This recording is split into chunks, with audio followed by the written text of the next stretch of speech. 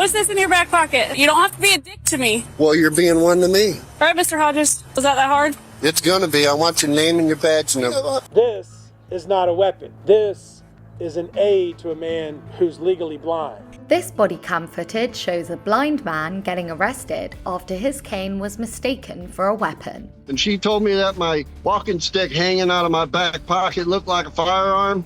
I lost all my patience. It's a navigational aid. What's the problem? You a tyrant? Yeah, I am actually. What's your name and date of birth? I don't have to give that unless. Yes, sir. I was investigating. You have reasonable. Do you want me to put you in handcuffs right now? Yes, sir, I do. When I got accosted by a tyrant, they weren't showing me the due respect that they wanted me to afford them because I'm carrying this. What is your suspicion? It looked like you're carrying a gun in your back pocket. I'm stopping to make sure you're carrying it properly. You don't have you ensured that it's not a firearm? No, you keep turning so I can't see it. You don't have to be a dick to me. Well, you're being one to me. She proceeded to insist that she needed my ID, and I asked her for her supervisor.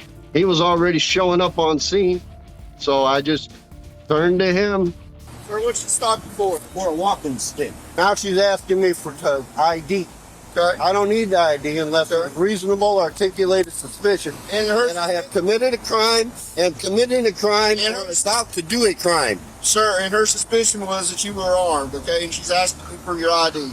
Well, now she has verified that I am not armed. This led to the two police officers putting him in handcuffs and searching him for an ID. Where's your wallet at, sir?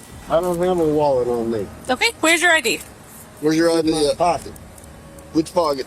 You are not allowed to search me. Okay. Thank you. Sir, you legally blind? Yes, I am. All right, Mr. Hodges. Was that hard? It's gonna be. I want your name and your badge number. I put in jail for resisting. I want your name and badge number too, sir. Have a seat. Jim was arrested and taken into custody, where he spent 24 hours behind bars. They took me to a room. They made me strip all my clothes off. I was in a cold holding cell with just a wool blanket. Once the video of the arrest went viral, the Sheriff's Department released the following statement.